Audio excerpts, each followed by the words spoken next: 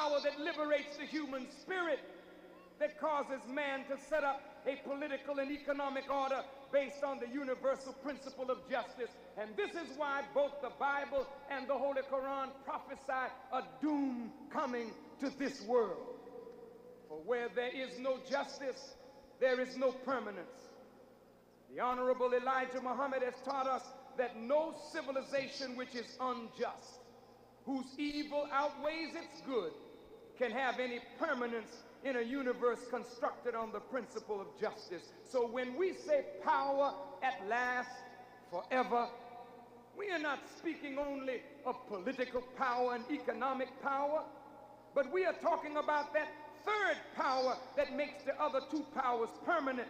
And that is the power that liberates the human spirit. And that power, my beloved brothers and sisters, comes only from Allah. But when we speak of God, oftentimes we speak divisively. For even though God is one, we are divided by our many concepts and views of God. And when we speak of politics, again, oftentimes we speak divisively because we have different means or methods of governing what we own as our possessions.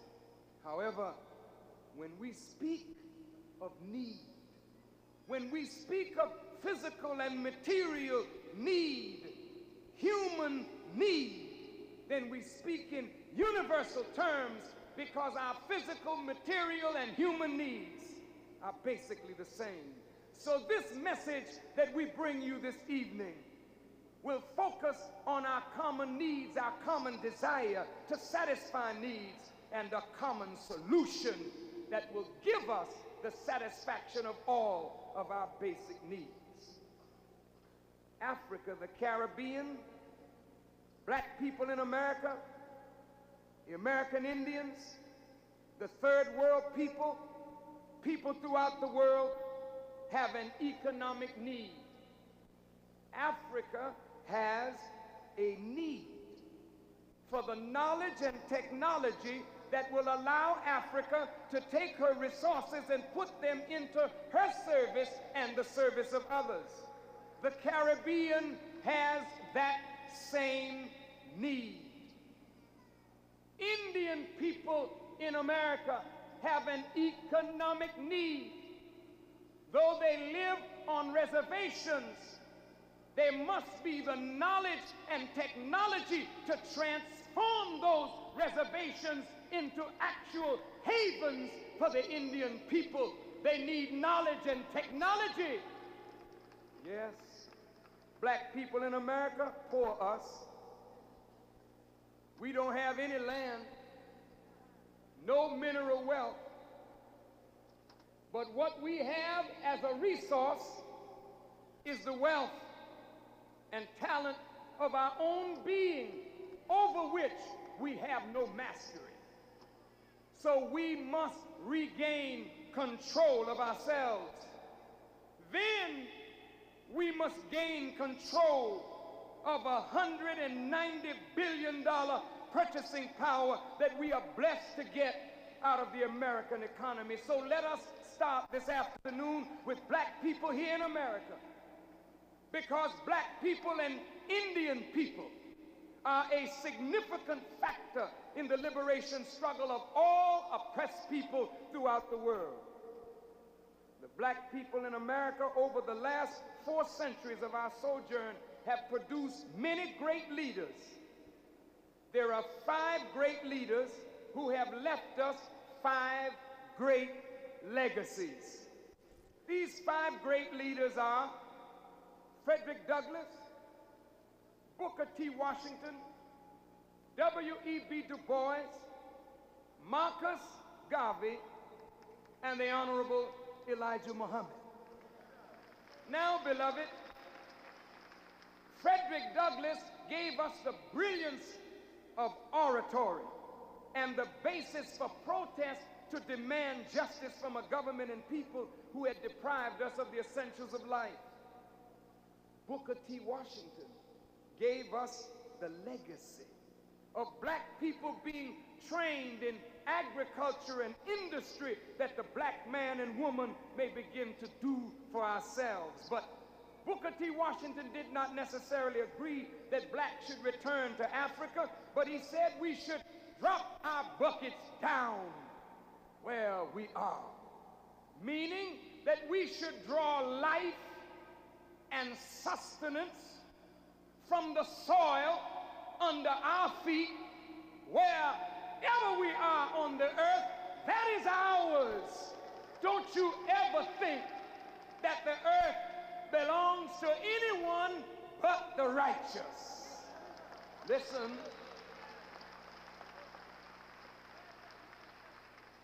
Another great legacy came from W.E.B. Du Bois.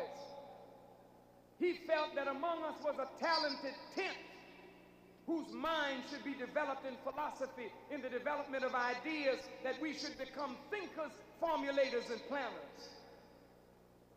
The Honorable Marcus Garvey wanted black people to recognize the value of themselves and the value of Africa. He wanted blacks who were persecuted in America to return to Africa, to build Africa for the Africans at home and abroad. From these four great leaders and their four great legacies come the movements that flourished in the 1960s. The civil rights movement of Martin Luther King Jr. and all of the civil rights leaders springs from the legacy of Frederick Douglass and W.E.B. Du Bois. A significant economic movement, however, did not spring from Booker T. Washington. Do you know why?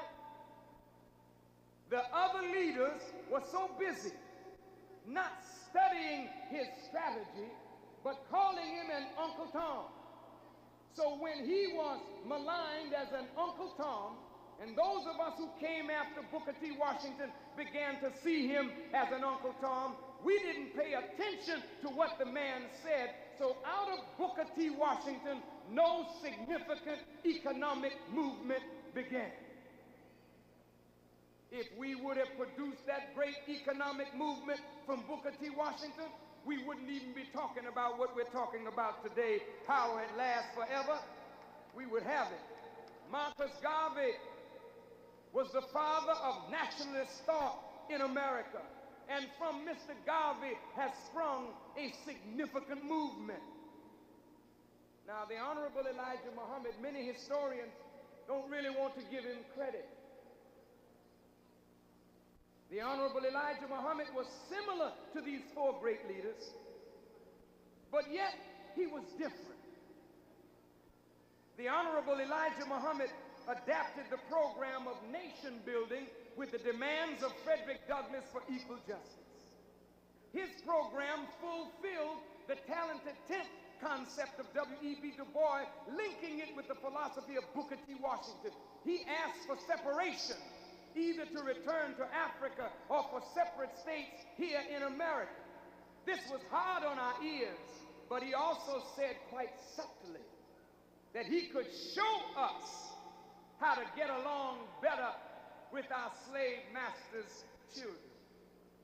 So in the germ, or the seminal stage of the teachings of the Honorable Elijah Muhammad, what we see is the synthesis of the approach of these four great leaders and their legacies, and a basis for an entirely new civilization. So what Louis Farrakhan represents today, that you consider a new direction, is nothing more than the development of the synthesis of these four great leaders and their legacies to create from this synthesis a new movement. Not a national movement, but a new movement that is international in scope. And this is why today you see members of the nations of Africa, the Caribbean, the Middle East, the Indians, people from all over the world represented, because what we represent is not going to be bound by the geography of America. It will leap the borders of the Atlantic Ocean and the Pacific Ocean and unite black, brown, red, and yellow peoples all the way around the world, and those whites of goodwill who care to join this endeavor. the Honorable Elijah Muhammad brought to black people in America a program that was religious, economic, educational, political, social, moral, and spiritual. He dealt with the totality of our problem in the more than 40 years that he was among us.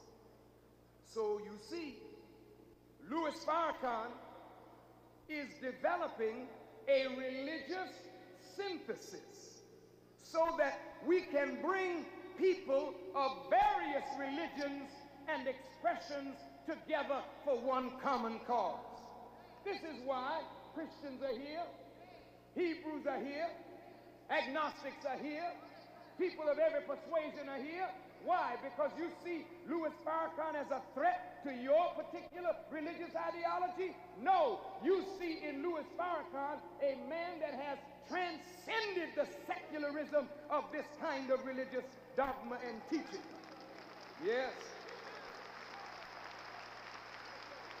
But look, we are also developing a synthesis of the political, economic, and social theory of these four great legacies, that we may produce that which gains and galvanizes the support of the masses of our people. Once this is done, we will have created power to liberate ourselves on all three levels of development.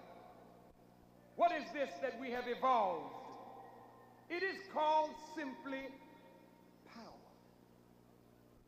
You remember how when Kwame Ture, when he was known as Stokely Carmichael, said black power, and it ran white folks up a tree?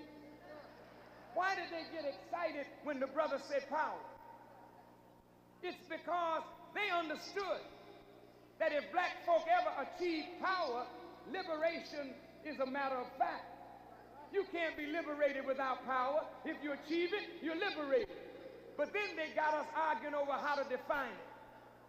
And since we weren't as deeply rooted in the concepts of power as we might have been, should have been, could have been, then the power movement died. When we say power,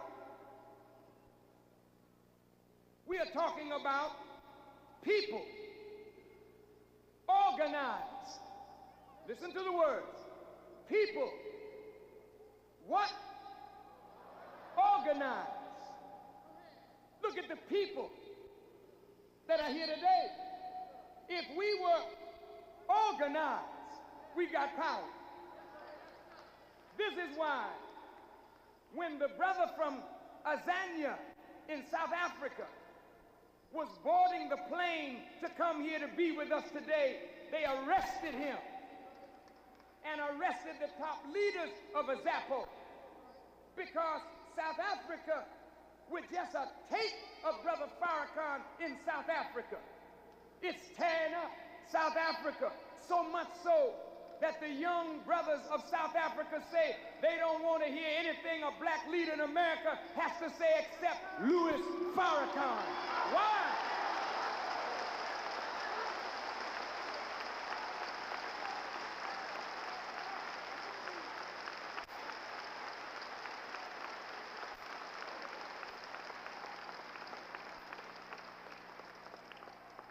Well, what is it that I'm saying that has people shook?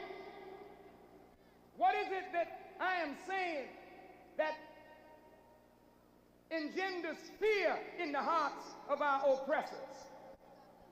Just to mention my name, it strikes terror in the hearts of some white people. Why is that? I'm a very small man. I don't have much muscle mass. I'm a humble man. I've never hardly been in a fight in my life. Why are you so terrified at Farrakhan? You march to keep me out of the colleges. You protest, don't let them hear what Farrakhan has to say. What do you fear? I know what you fear. You fear the idea that I represent, because my idea from God and Muhammad means the end of your world.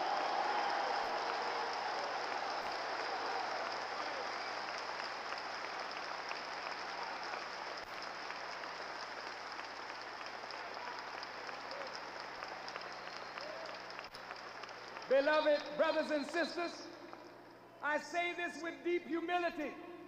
It is an act of mercy for us to end the white man's world. It is mercy to white people that we end your world, because your world is killing you and us and all of humanity. We must end your world and bring in another one for your good and for ours.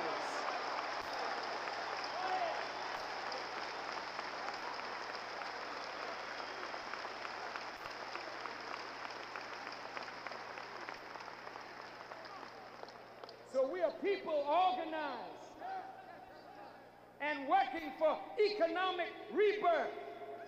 You may not believe in my God, and I may not believe in your way of representing God, but one thing we believe in: we are black people who have caught hell too long.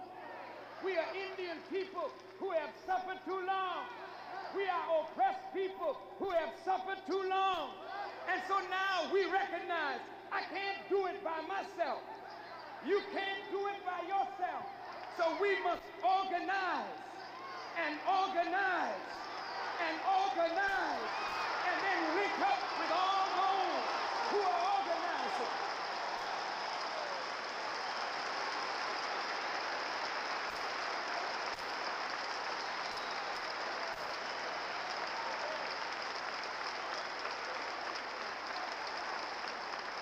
All praise is due to Allah. We as a people need to develop the institutions that will serve our people and the continuity of our struggle. All of us as a people need food, clothing, shelter, and health care to a greater degree than what we are presently enjoying. So we as a people need to develop industry that we may create employment for ourselves and our people. We can't look to the white people, to the president, to the Congress, to the State House, to the City Hall, like the Bible's Lazarus sitting down at the rich man's gate, begging for the crumbs that fall from his table. You can't blame the white man if the white man won't hire you. You can't blame the white man and call him a racist because he wants to look out for his own people first. You can't blame the white man if he smacked you upside your head. After all, he said you were free 100 years ago. Why didn't you take a walk for yourself?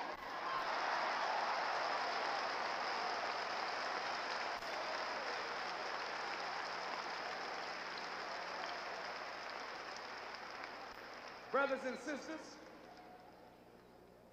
if we fail to recognize that the responsibility of feeding, clothing, sheltering, housing, and giving health care to black people is our own responsibility, the responsibility to look after what they call illegitimate babies, that's our responsibility. The responsibility to look after our wounded, our sick, our orphans, that's our responsibility. Don't put it on the white man's shoulder. It's a burden that's too heavy for him today, but our shoulders are just right to carry our own burden. The burden is on us.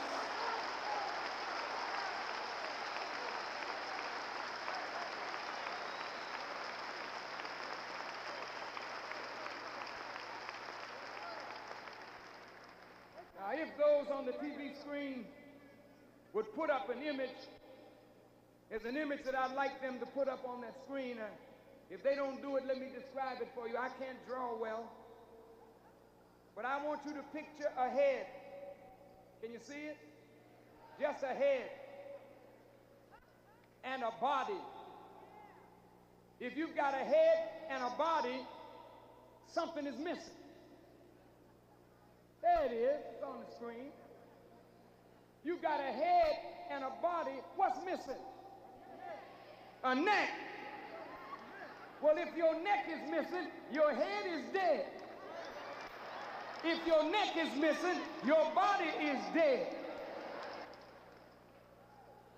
Take it back to the first image, please, and leave it there. I'll tell you when to move it. Now, this image, you got it on the screen? This image is comprised of a head and a body. Now, the head represents the intellectuals, the professionals, the entrepreneurs, the black middle class. Don't wait, don't get excited, just listen. The body represents the masses of our people who are the workers, the children, the babies. Neither the head nor the body have any real power, because that which is missing is that which connects the head to the body, and without this connection, both the head and the body remain powerless.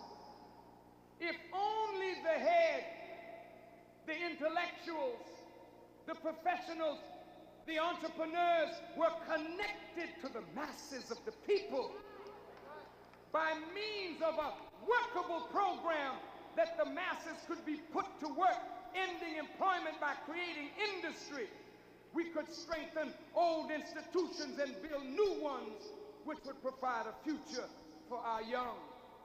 You may not like what I'm about to say. Put that image back up on the board again. I'll tell you when to move it. Look at that image.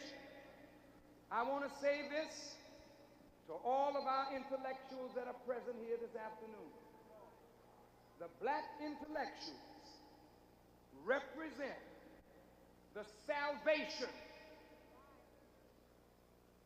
of the people. I'm going to say it again. The black intellectuals represent the salvation of the people. But where are they? They are hidden away in corporate America. They're hidden away in governmental agencies. And although their corporate employment gives them a feeling of individual self-worth, the black intellectuals and the black professionals in this present arrangement are not fully satisfied because they are not providing a future for their people. Their present employment, listen, brothers and sisters, your present employment in corporate America, your present employment as an agency or working in the agencies of the government ruptures your connection to your people, and it causes the black middle class to be unfulfilled in their natural duty, which is to serve the masses of the people. Jesus said, to whom much is given, much is what? Expected or required. Since the intellectuals, the professionals, and the entrepreneurs have more knowledge than the masses, then more is required of them in the way of service to the masses.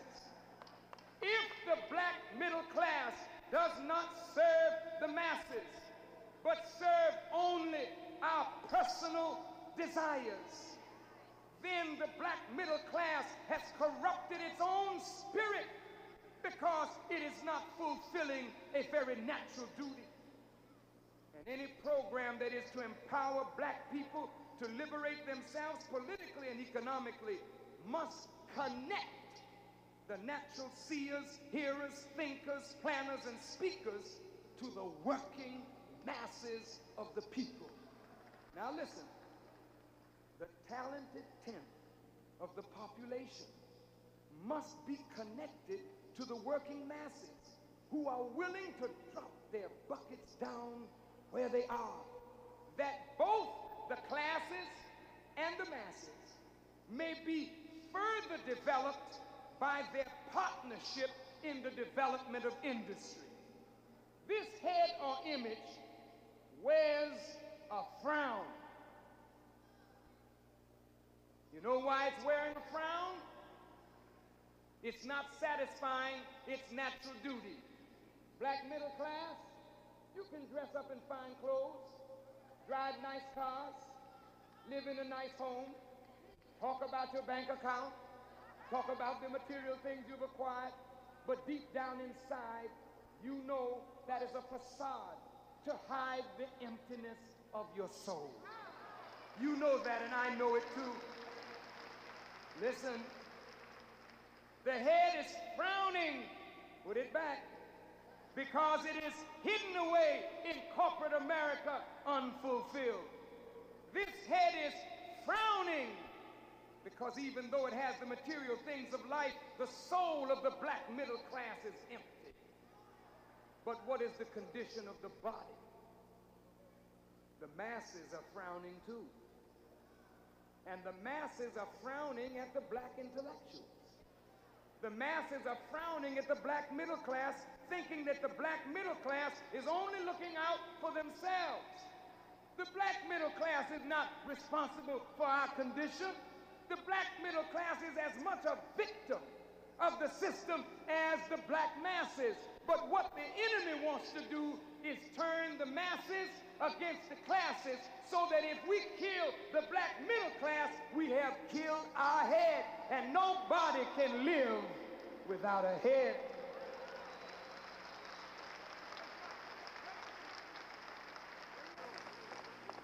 The workers are frowning because the workers are unemployed.